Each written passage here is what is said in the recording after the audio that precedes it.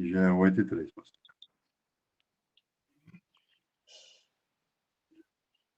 Então vamos orar. Amém. Irmão Cristiano, ora. Senhor Deus e Pai, agradecemos, Senhor, pela oportunidade de estarmos todos reunidos aqui presentes na sua presença. Que o Senhor esteja operando através dessa lição, dessa escola bíblica. Que o Senhor continue nos ensinando a identificar, a termos o dom do discernimento, Pai. Nós pedimos, Pai, para discernir os espíritos, para discernir um entendimento de posicionamento da Igreja de Cristo contra o império do mal, contra o espírito de Babilônia, Pai. Que o Senhor esteja nos ensinando nessa noite, adestrando as nossas mãos para a batalha, mas sabemos que nós não conseguimos fazer nada sem Ti, então que o Senhor esteja presente nessa aula, Pai. Em nome de Jesus, amém. Amém. Amém. Então, o título é Cultivando a Convicção Cristã. Cultivando me lembra plantar. Convicção me lembra algo firme, estabelecido. O que é necessário fazer para cultivar? Precisamos arar a terra, limpar o solo, estabelecer um buraco, colocar as raízes, adubar. Aí é a operação do Espírito Santo.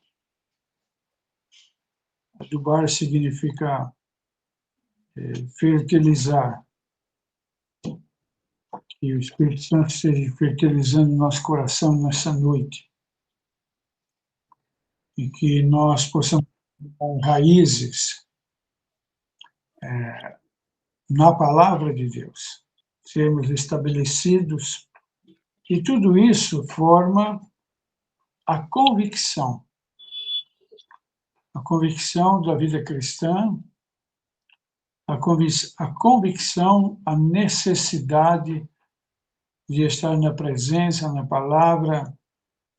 Isso nos remete também para João, capítulo 15, e é onde o agricultor, o Senhor, está nas nossas vidas. Oi, Rafael, Deus abençoe você. Amém. E estarmos na presença do Senhor. Então, tudo isso iniciamos no texto áureo, porque a nossa exortação não foi com engano, nem com imundícia, nem com fraudulência. Foi baseado na verdade. A palavra é a verdade, conhecereis a verdade e ela vos libertará. Zacarias capítulo 8 fala para falarmos a verdade com nosso irmão. Tudo isso para termos uma convicção. Há um combate dentro de nós. Há uma guerra dentro de nós, onde nós precisamos deixar que o Espírito Santo estabeleça tudo isso na nossa vida. E aí não tem lugar para o ego, não tem lugar para os temperamentos. Tudo isso está lá em Gálatas capítulo 5. Verdade prática. O cultivo da convicção cristã é imperioso, é necessário. Para a prática, é a defesa da fé em tempo de adversidades, porque a fé vem por conhecer e conhecer a palavra, e as adversidades é uma afronta, muitas vezes, para a nossa inteligência, onde nós precisamos conhecer a Deus, o nosso Deus poderoso, que nos traz convicção, traz um alicerce dentro de nós, para termos uma fé convicta e estabelecida. Então, texto de segunda. Ministrando as boas novas no poder do Espírito para a salvação. Então, as boas novas que se refere ao Evangelho tem como finalidade inicial a nossa salvação, a nossa restauração, e estarmos limpos, e tudo isso para a glória de Deus. Texto de terça-feira: o Evangelho não procede de fábulas para seduzir pessoas com mentiras. Aqui me lembra duas palavras: a palavra história com E a palavra história com H. Quando eu leio a Bíblia, é uma história de Deus, e se eu entrar com outros assuntos, ela é uma história com E, é uma fábula que não tem valor. Quarta-feira: as falsas palavras e lisonjas corrompem o coração dos simples. Então, a nossa palavra tem que ser firme, temos que ter convicção, conhecimento, vivência, através da leitura e do mover do Espírito Santo na nossa vida. E não há palavra falsa, não há engano. Não somos enganados, nem distribuímos uma palavra que traduz engano. Tudo isso é uma responsabilidade que Deus conferiu a nós. Texto de quinta: o salvo deve gloriar-se no Senhor, não em si próprio. Então, aqui não há espaço para a carne, para o homem natural, e o espaço deve ser totalmente para a glória de Deus. Texto de sexta-feira: os problemas sociais como resultado do pecado. Como, por exemplo, alguém vai numa festa e bebe socialmente. Então, resultado de uma inconveniência. Sábado: uma consciência altruísta e de não criar obstáculo ao Evangelho. Então, Paulo era um homem livre, altruísta, e ele zelava pelas coisas de Deus, e nossas palavras são poucas para exprimir isso. Leitura bíblica em classe. E eu me esqueci que você tem espaço para você colocar suas ideias. Enquanto estamos lendo, o Espírito Santo pode acrescentar alguma coisa para você, e que não será só para você, reparta conosco. Então, que haja liberdade, assim que você tiver algo, possa colocar para edificar a nossa fé. Cada um de nós seremos edificados. O texto da leitura bíblica em classe é 1 Tessalonicenses, capítulo 2. Aliás, esse capítulo eu li praticamente uma grande parte dele, e tudo isso estabelece a verdade, a convicção, a firmeza, porque quando Jesus falava, ele tinha convicção, ele tinha firmeza do que estava falando. E por falar em firmeza, quando nós ministramos a palavra, não podemos brincar com a palavra, isso pode descaracterizar, mas transmitir convicção, certeza do que estamos falando, para que a palavra seja viva, eficaz e funcione eficazmente nos nossos corações. Porque vós mesmos, irmãos, bem sabeis que a nossa entrada para convosco não foi vã. Então, não foi uma entrada vã, não foi feito de qualquer maneira, e o início, a chegada, a introdução traz convicção. Nós hoje temos convicções de palavras de irmãos convictos que estabeleceram isso no nosso coração, pela pronúncia alicerçada, baseada no Espírito Santo. Mas, havendo primeiro padecido e sido agravados em Filipos, como sabeis, tornando-nos ousados em nosso Deus, para vos falar o Evangelho de Deus com grande combate. Aqui a palavra ousado, ela transmite a convicção, a certeza daquilo que está sendo ministrada, e sem dúvida estabelecendo esse alicerce no nosso coração, e a ousadia, com o tempo, passa a ser transmitido para cada um de nós. E quando falamos, devemos usar dela. O Evangelho de Deus com grande combate.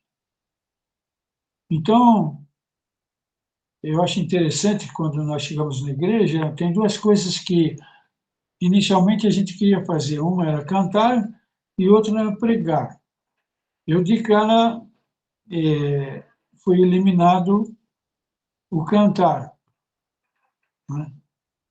Então, mas à medida que nós vamos conhecendo, isso vai sendo alicerçado no nosso coração e nós podemos ter convicção no cantar, no louvor, na ministração da palavra, na oração e assim por diante. Porque a nossa exortação não foi com engano, nem com imundícia, nem com fraudulência.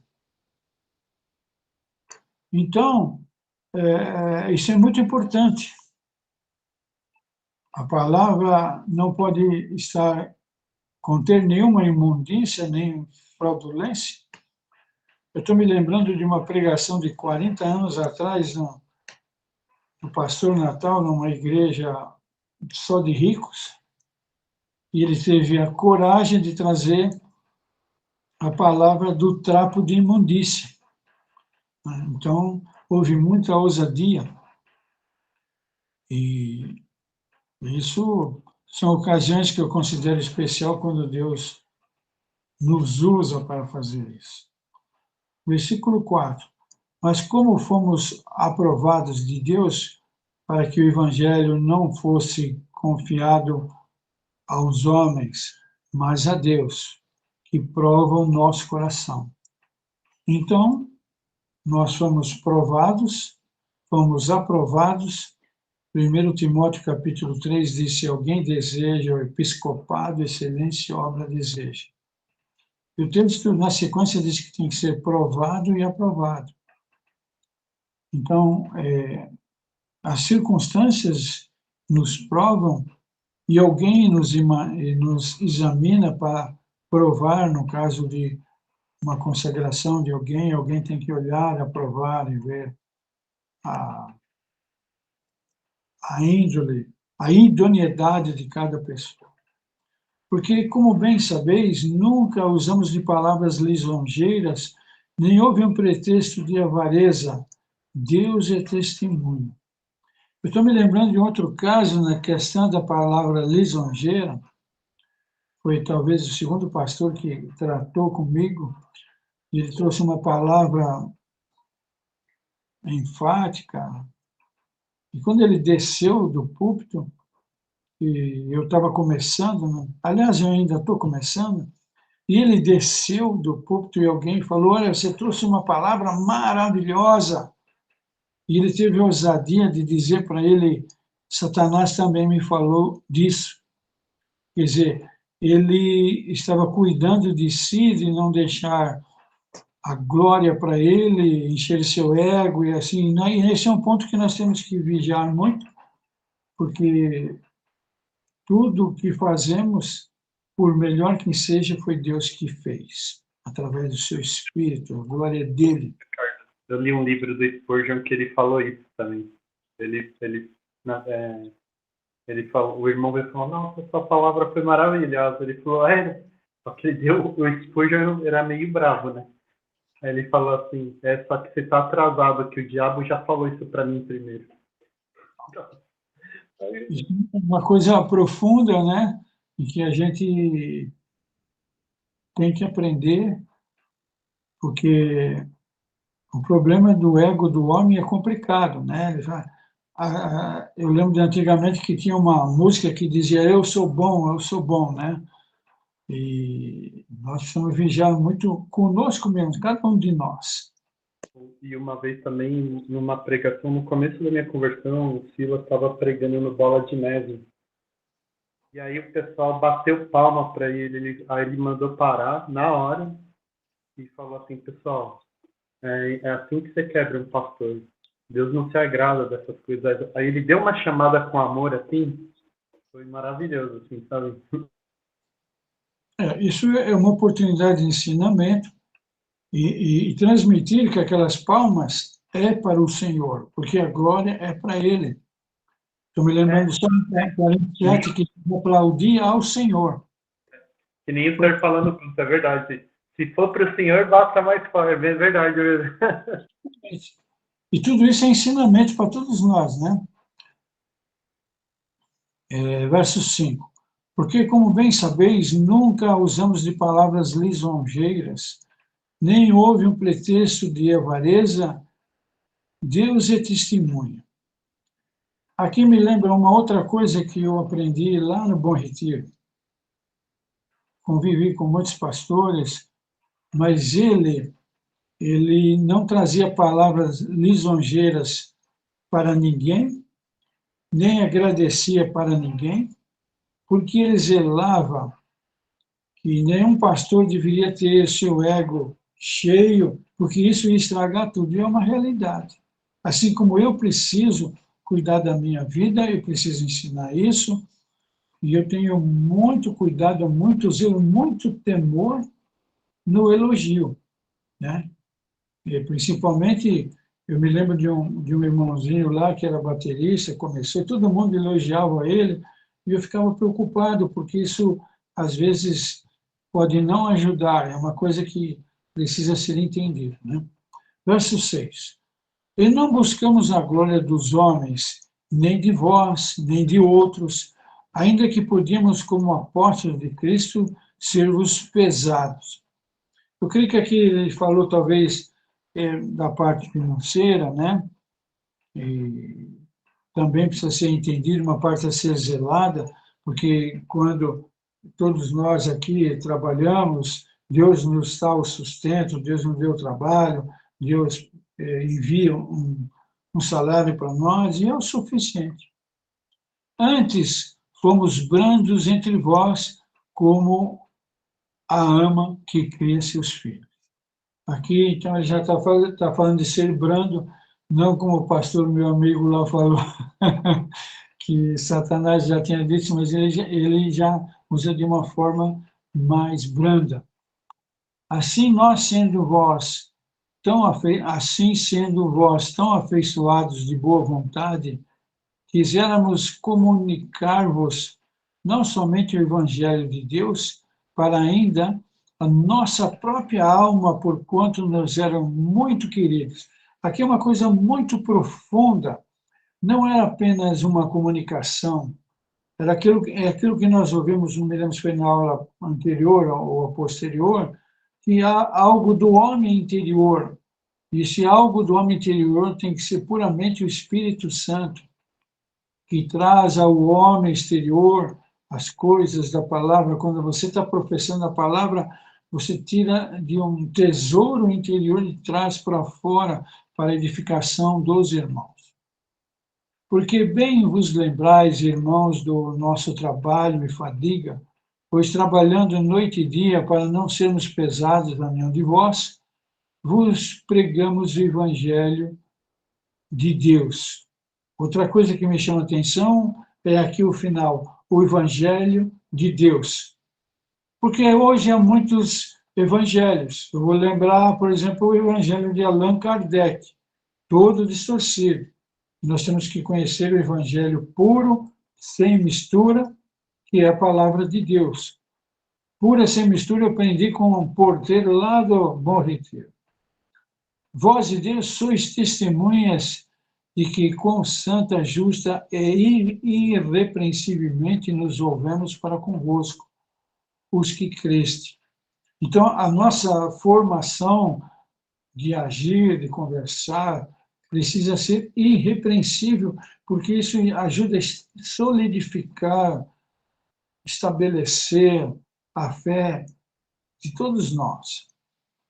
Assim como bem sabeis de que modo vos exortávamos e consolávamos a cada um de vós, como o pai a seus filhos.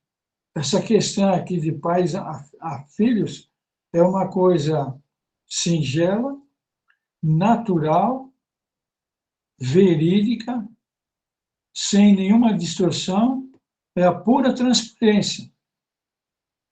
Quando um pai ensina um filho, ainda que tenha que exortar ou dar umas chineladas nele, aquilo vai ser enraizado na pessoa, como nós temos características do nosso pai e características da nossa mãe.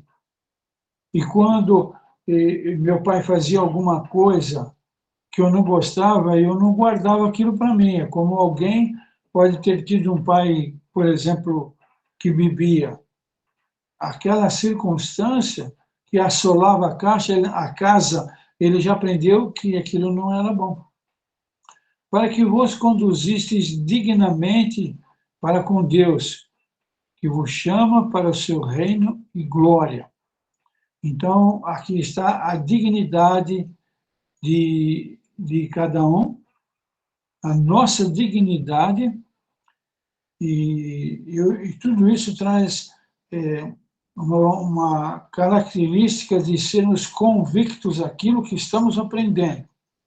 Não, eu vi uma vez também um pastor, um amigo meu que já faleceu, ele disse, nós não podemos baratear o Evangelho. O Evangelho é coisa preciosa, eterna, firme, divina. E tudo isso nos faz andar na contramão do mundo. E tudo isso nós precisamos tomar cuidado para não gerar dúvida no nosso coração. Aí vem que a nossa convicção estabelece o reino de Deus em nós e nós não temos nem transmitimos dúvida. E pode ocorrer até alguém querer brincar com você, mas aí você, dentro da sua convicção, não vai abrir essa permissão. É uma convicção profunda já estabelecida, muitos de nós já estamos alicerçados nisso, outros estão caminhando. E Paulo tinha isso, né? E ele dizia, eu sei quem tenho crido, sei quem estabeleceu a fé, isso é muito importante. E o fato de nós sabermos em que nós cremos estabelece uma posição fiel do Espírito Santo na nossa vida, que nós não transmitimos engano e muito menos recebemos. Introdução. Diante das incertezas atuais e dos ataques às doutrinas bíblicas, aliás, o que mais aprendemos nessa revista são as incertezas, e agora estamos aqui na convicção, que é uma martelada firme na nossa vida.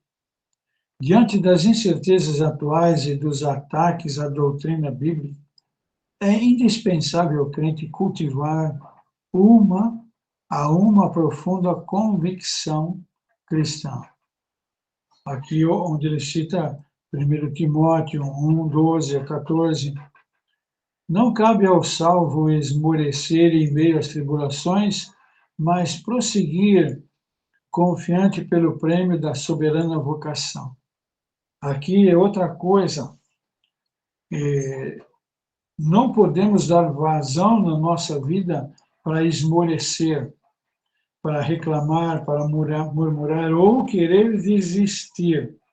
Pelo contrário, há situações que o momento adverso tem que nos fazer sair daquela situação e sobrepor-se àquela situação, como está lá no Romanos 11, né? Capítulo da fé. Romanos não, Hebreus 11, onde lá na faixa do verso 25 diz que da fraqueza eles tiraram força.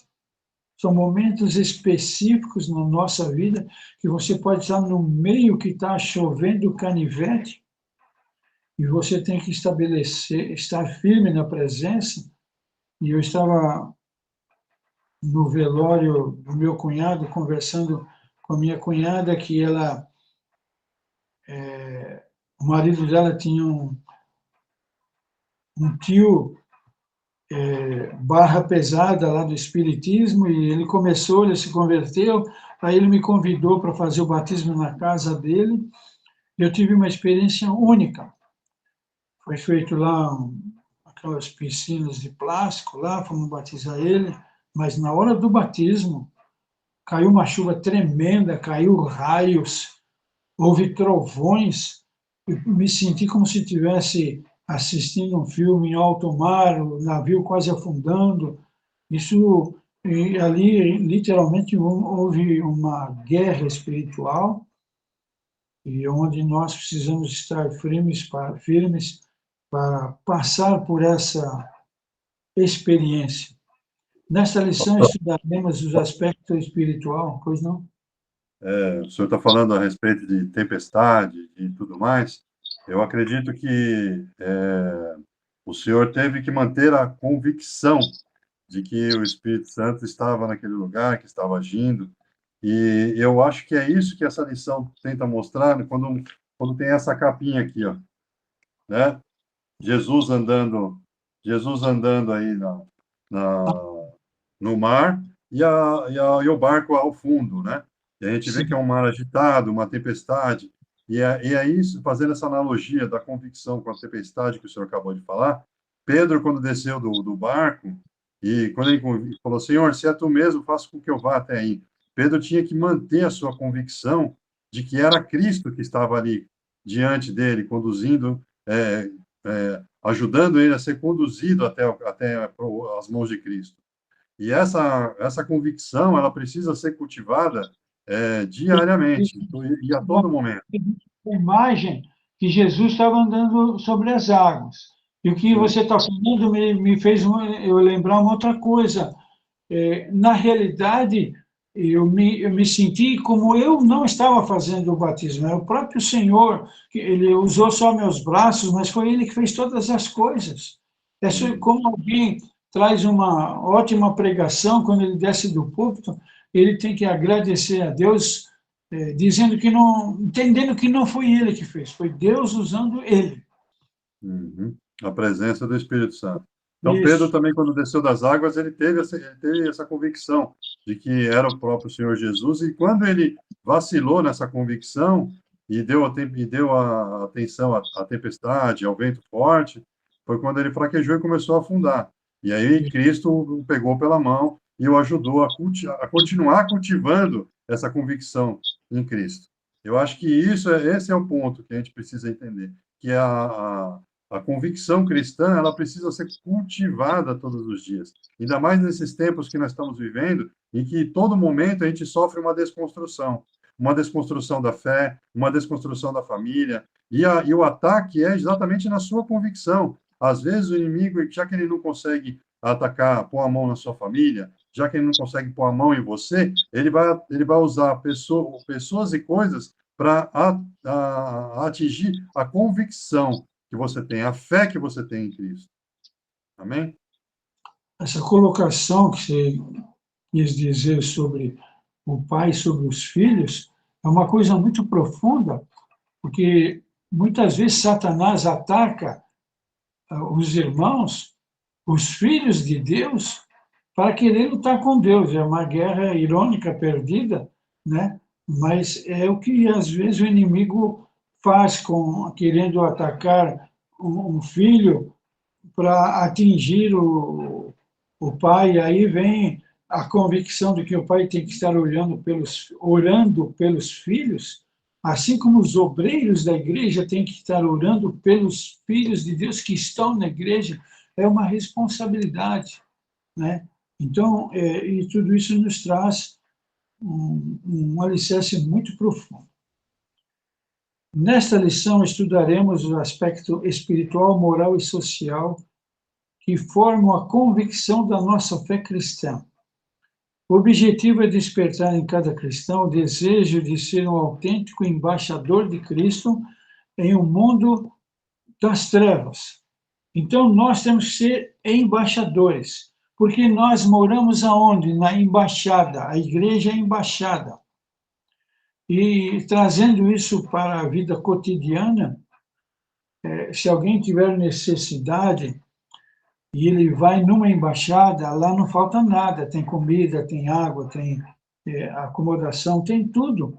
E a igreja tem que ser essa embaixada em que nós temos que atender as pessoas, acomodar as pessoas, dar comida para elas, para que elas sejam alicerçadas.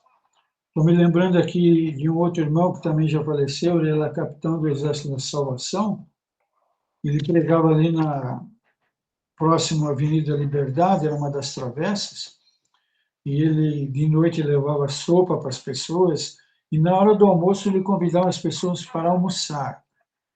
Tinha lá uns bancos, eles assentavam as pessoas lá, mas antes de dar comida, eles pregavam o evangelho. Depois eles davam comida. Então, eles faziam esse serviço, entre aspas, da embaixada. Alimento espiritual para depois o alimento físico, né? Exatamente. Convicção espiritual. Poder do Espírito por uma orientação divina, o Evangelho foi proclamado na Europa. Paulo teve uma visão que um homem lhe dizia, passa a Macedônia e ajuda-nos. A partir dessa revelação, a mensagem da cruz foi anunciada em Filipos e depois em Tessalônica. Atos 16. O apóstolo deixa claro que o Evangelho não foi pregado como um mero discurso racional, mas, sobretudo, em poder, no Espírito Santo, em plena convicção. Lembrando que esse texto de Atos 16, eles foram presos, foram amarrados ao tronco, houve um terremoto, mas a convicção deles era tão firme que eles oravam, eles louvavam, oravam, tudo ao mesmo tempo, e aquela onda espiritual foi atingindo todas as pessoas, não houve ninguém que estava na cadeia, e atingiu o principal da cadeia, que era o carcereiro, a pessoa mais importante. E Deus programou tudo isso usando Paulo e Silas. E isso significa não desfalecer e prosseguir. E mesmo quando Paulo estava em cadeias. E nós pensamos em cadeias de ferro, mas muitas vezes estão presas aí, muitas pessoas estão presas em cadeias espirituais e precisamos ter a convicção de que Deus está acima de tudo, no controle de todas as coisas, mesmo que para mim naquela hora parece difícil, mas Deus está olhando e na hora X ele dá um basta. Isso é maravilhoso. Foi ministrado com ousadia no poder do Espírito, de modo que resultou na salvação e libertação dos Tessalonicenses. Assim, podemos afirmar que, na ausência de convicção espiritual, a palavra de Deus é reduzida a mero intelectualismo humano e seu resultado é ineficaz na transformação de vidas. Então, quando não há convicção, na forma de vida, na ministração, o evangelho fica desmoronando, ele se desfaz. Confiança em Deus. O apóstolo declara que mesmo tendo sido gravados em Filipos, sua fé não estava abalada. Ele se refere à perseguição sofrida antes de pregar em Tessalônica.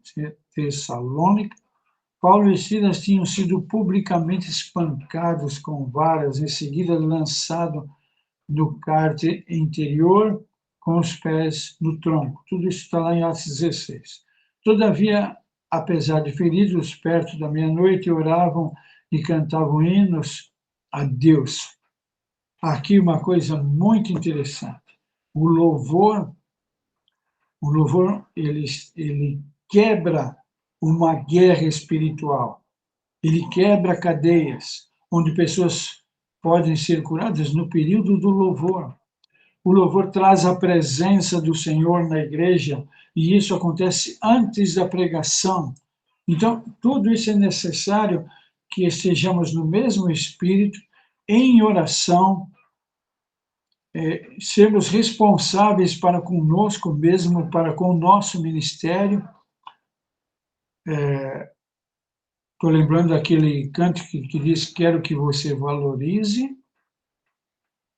e nós precisamos valorizar o nosso ministério para transmitir com valor.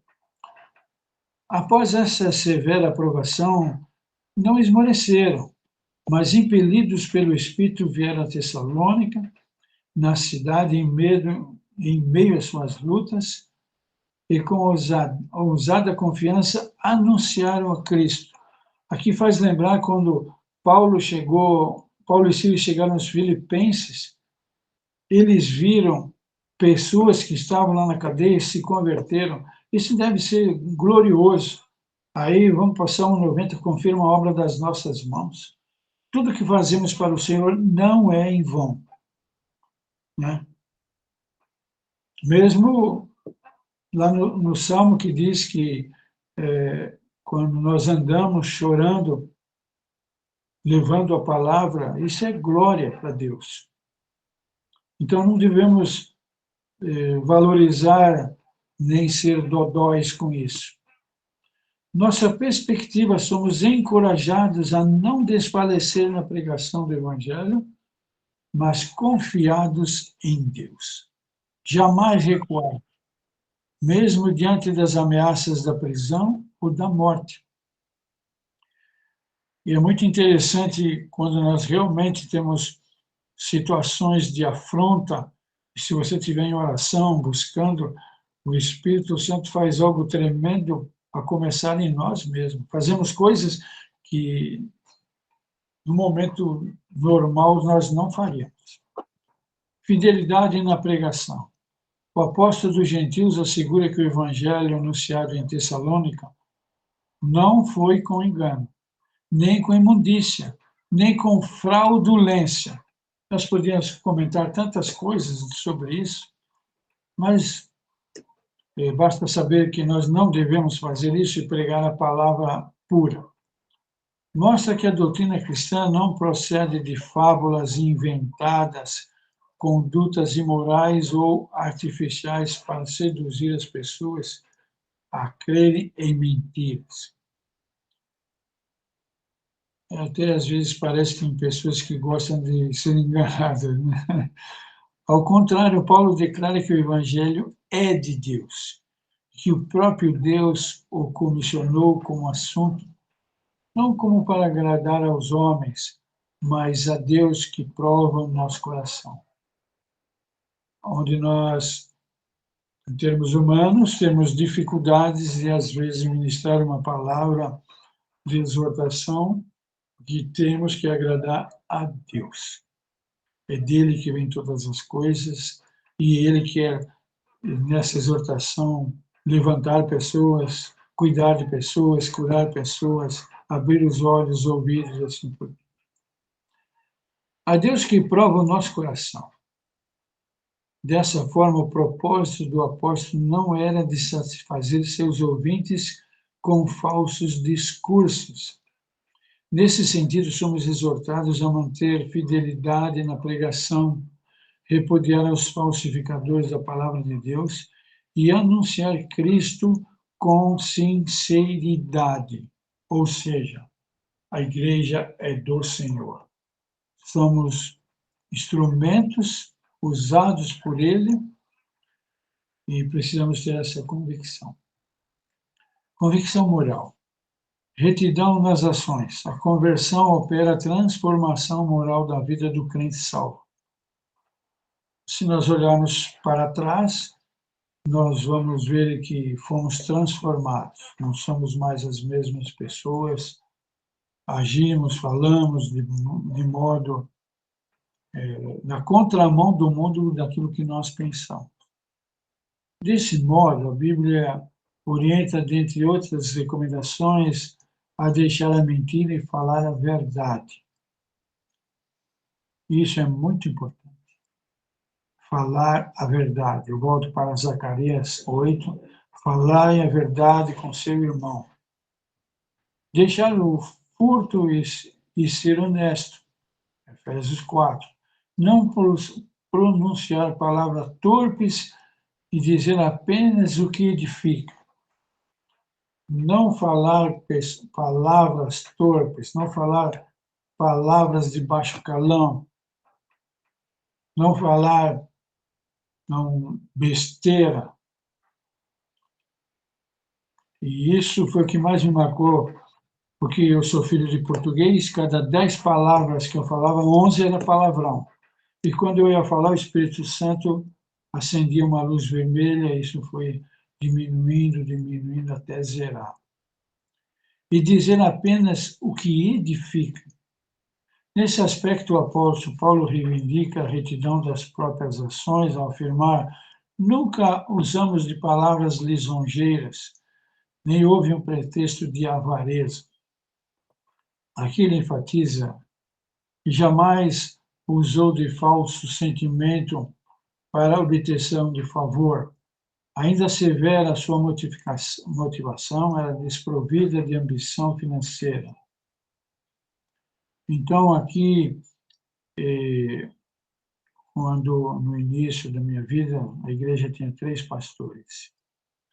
E tinha um que sempre dava uns tapinhas nas costas, mas tinha um que puxava a minha orelha. E eu gostava desse porque eu via ali a alma dele, a sinceridade, e eu podia confiar nele. Não era um sorriso apenas para me agradar, ele era verdadeiro. Porque Jesus era verdadeiro. E nós temos que ter essa convicção. Ainda assevera que sua motivação era desprovida de ambição financeira. Somente o falso cristão é que busca poder e influência por meio da bajulação mentirosa. Fujamos disso. Logo, a conduta da retidão é uma virtude do crente regenerado. O crente regenerado, ele é fiel, ele é transparente, ele é verdadeiro, ele não mente. Essa tem que ser o nosso cartão de visita. Reputação ilibada. Considera-se portador da reputação ilibada a pessoa de reconhecida idoneidade moral. Nós temos que ser idôneos, transparentes, pessoas justas. Veja como Paulo avalia sua reputação com essa frase: não buscamos glória dos homens, nem de vós, nem de outros. Isso indica que o apóstolo não trabalhava no reino em busca de reconhecimento humano. Essa postura foi adotada por ele em todo lugar, demonstrando a coerência e a integridade de seu apostolado. Ele não procurava obter vantagens e nem honra em parte alguma. Aos Coríntios escreveu que o crente deve gloriar-se no Senhor e não em si próprio. Por exemplo, qualquer um de nós pode trazer uma ótima palavra, mas lembre-se, quando você descer do púlpito, dobre seu joelho e agradeça àquele que te deu a palavra, aquele que te deu a unção, aquele que te deu a vida, aquele que te deu esse discernimento, aquele que descortinou aquele texto, e a glória dele. A alegria é nossa de poder ser um instrumento. A conclusão é clara: os que aspiram fama e prestígio caem em tentação e maculam o Evangelho. Nosso viver deve glorificar a Deus, a Ele seja a glória na igreja em Cristo Jesus para sempre. Vida irrepreensível. O adjetivo irrepreensível denota uma conduta que não pode ser censurada. Nesse contexto, o apóstolo invoca a Deus e a igreja em Tessalônica como testemunhas de sua postura santa, justa e irrepreensível. Essas designações implicam obediência nas questões morais, atitude de retidão exemplar, conduta sem motivo algum de reprovação. denota o padrão de comportamento para com Deus, para com os homens e para consigo mesmo. Ciente da influência de que sua vida é vida exercida sobre os fiéis, o apóstolo diz, para vos dar em nós mesmos exemplo para nos imitardes. Assim, o grau de comprometimento adotado pelo crente com os valores do reino e o reflexo do nível de sua comunhão com Deus. Forte isso aí, né, pastor? É forte. Eu achei muito forte. O grau de comprometimento adotado pelo crente com os valores do reino é o reflexo do nível de sua comunhão com Deus. É o testemunho da sua vida. Eu achei muito forte essa parte. Eu não me lembro qual é o Salmo, se é o 121, que Deus está ao nosso lado como uma sombra. E a nossa sombra tem que refletir isso. Porque quando pregamos a palavra, isso traz credibilidade ao coração das pessoas e é o que Deus quer. E essa é muita responsabilidade nossa de fazer as coisas bem feitas, né? Bem elaboradas, e só pode ser pelo Espírito Santo. É o Salmo 121 mesmo. O Senhor quem te guarda, o Senhor é a tua sombra e a tua direita. Isso, exatamente. Eu fico imaginando aqui, pegando esse texto, que as pessoas possam perceber que Deus está aí à sua direita, é a tua sombra. E realmente você é filho de Deus e você exala o bom cheiro do Senhor Jesus. Aquilo que às vezes o Vinícius chegou a comentar uma vez, que as pessoas olham e falam, tem algo diferente em você. Isso é o Espírito Santo, é a presença do Espírito Santo. E anteriormente, aí, essa frase estava escrita ali, ciente da influência que sua vida exercia sobre os fiéis, o apóstolo Paulo diz, para vos dar em nós mesmo exemplo para os imitardes. Porque tem pessoas que veem que você tem a presença do Espírito Santo. Elas veem que você, o seu comportamento, vê nas suas atitudes, vê na sua vida e nas suas atitudes o testemunho que você tem de Deus. Então, isso só esse grau de comprometimento só é adotado realmente com o Espírito Santo. É o quanto de Espírito Santo existe em você. Não o quanto o quanto de você está no Espírito Santo também. É uma reciprocidade, né? Por isso que falam cheios do Espírito Santo. Mas, na verdade, o que importa é quanto de você está no Espírito Santo. Isso me faz lembrar a minha primeira pregação. Eu era diácono, eu fui pregar por grupos de diáconos. E o meu temor era tão grande que eu tremia nas bases.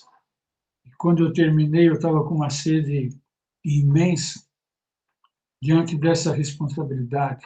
E essa palavra é a palavra quando Paulo chegou lá na ilha de Malta. E nunca mais esqueci dessa experiência. E, aliás, eu creio que cada um de nós temos um louvor específico e um versículo específico que carimbou a nossa vida espiritual. Convicção social.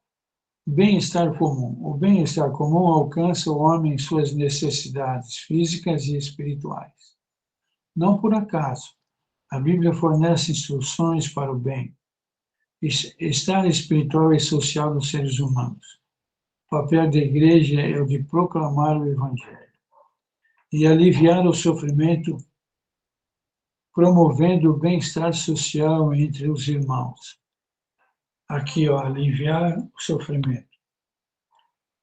Na época, o nosso culto de quinta-feira era um culto de oração.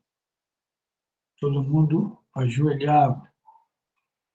Um culto semelhante ao nosso de quarta-feira. Mas aqueles cultos me marcavam, porque eu chegava na igreja como se eu tivesse caído do avião, o trem passado em cima, mas quando eu saía como voando. Era uma operação que não tinha como eu não perceber, né? E essas experiências são maravilhosas e trazem ensinamento e convicção à nossa vida. Abacuque registra que os problemas sociais de sua época resultavam do pecado, tais como inversões de valores, violência, injustiças. Assim, o mal social tem origem no pecado. Ciente disso, o apóstolo Paulo escreve: quiséramos comunicar-vos não somente o Evangelho de Deus, mas ainda as nossas próprias almas. Esse sentimento é comparado ao cuidado de uma mãe que se preocupa e protege seu filho. Lembrando que o amor mais próximo do amor de Deus é o amor de mãe. Por quê? Porque seu filho um dia estava dentro do seu ventre, foi criado dentro do seu ventre. Então, o pai, por mais que ame o filho, ele não vai ter a mesma forma de amor que a mãe tem. E aí está o amor de Deus para conosco, que em certas horas nós não conseguimos entender. Também é equiparado ao procedimento de um pai amoroso que se interessa pelos problemas dos filhos. Era assim que Paulo concordava, confortava e servia de exemplo. A igreja, nessa direção, o dever cristão engloba a moral e o social. A dedicação exclusiva de uma parte em detrimento da outra, não retirar do evangelho de Cristo. Me veio aqui uma coisa, a questão da glória de Deus. Nossa igreja tem sido usada para curar pessoas. E nós nunca podemos esquecer que essa glória é de Deus. E devemos transmitir a Ele, agradecer a Ele. Como ultimamente a irmã Margarete, Deus tem cuidado dela, os irmãos, a igreja tem orado. Isso é um espelho da glória de Deus para a igreja. Dedicação altruísta. O apóstolo se dedicou em profundo altruísmo na pregação do Evangelho. Apesar do direito inerente ao seu apostolado, ele decidiu nada receber, ainda que podia, como apóstolo de Cristo, ser os pesados. Assim sendo, para prover a necessidade e sustento, o apóstolo valeu de seu ofício de fabricante de tendas. Então, Deus se sustentava, em termos físicos, do seu trabalho, que ele fabricava tendas. Então, ele não era pesado para a igreja, porque a igreja também era uma igreja pobre. Então, ele não abusava disso, ele tinha consciência e ele se sustentava e não deixava de fazer a obra de Deus. Acerca disso, recordava aos irmãos no seu trabalho e fadiga, pois trabalhando noite e dia para não sermos pesados a nenhum de vós. Para se tornar um fardo para a igreja, ele se desgastou numa atividade laboral extenuante. Aqui é importante ressaltar que a Bíblia não condena a provisão financeira para os obreiros, pois o próprio apóstolo escreveu que os que anunciam o Evangelho vivam do Evangelho, e que é digno o obreiro do seu salário. Assim, ele explica que não usou dessa justa prerrogativa porque conhecia a extrema pobreza da igreja de seu tempo, que suportou as restrições financeiras para não criar obstáculo ao Evangelho, e que tudo fez para ganhar o maior número possível de almas. Nesse sentido, aprendemos que o amor sacrificial, o trabalho voluntário e desprendido são essenciais para o crescimento do reino. e são essenciais para o nosso aprendizado, são essenciais para o nosso crescimento, para nos tornar dignos. E devem fazer parte de uma profunda convicção cristã como contraponto claro ao espírito da Babilônia, que é o oposto do altruísmo cristão. Conclusão.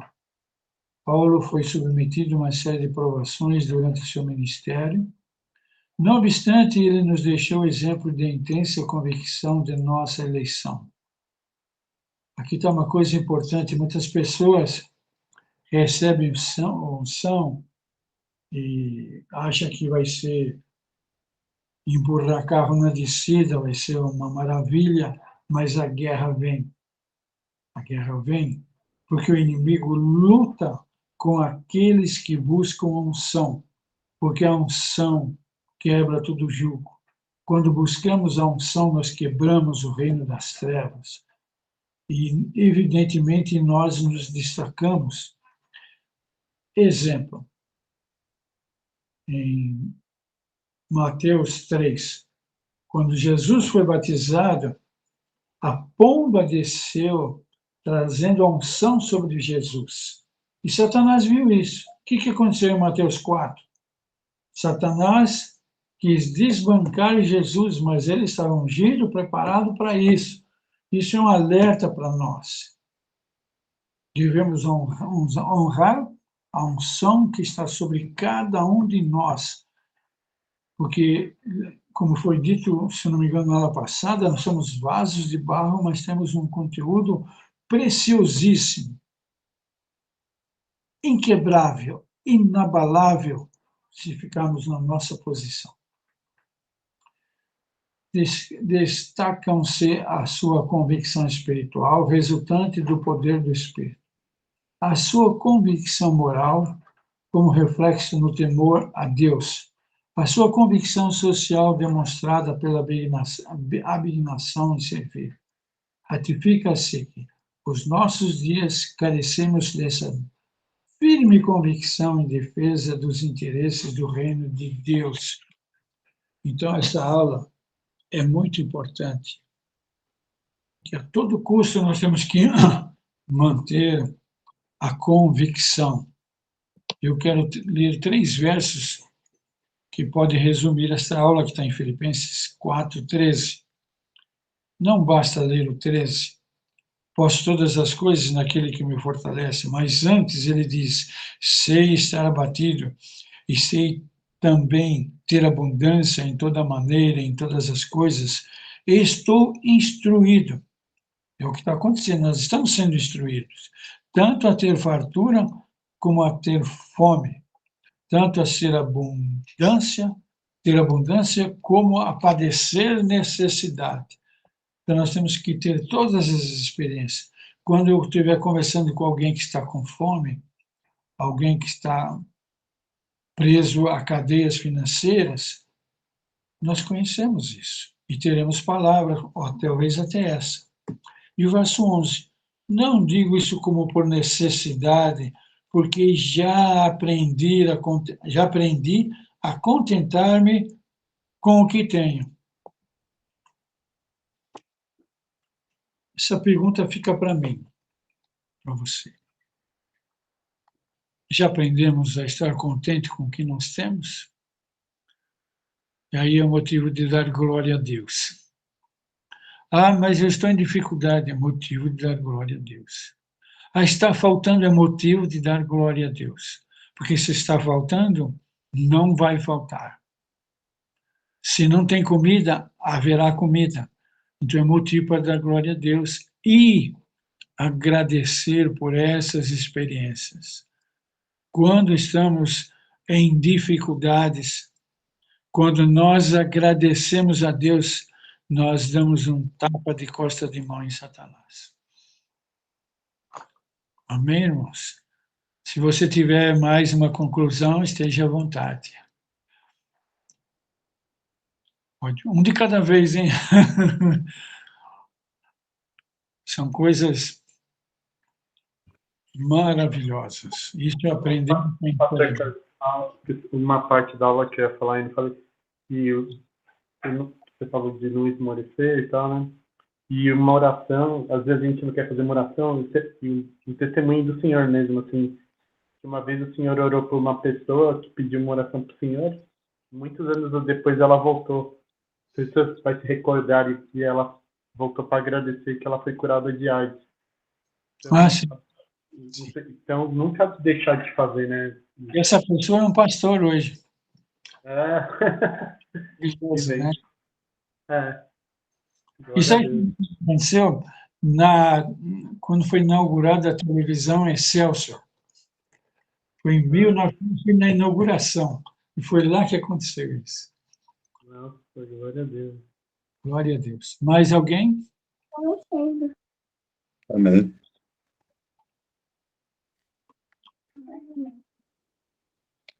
Tem mais?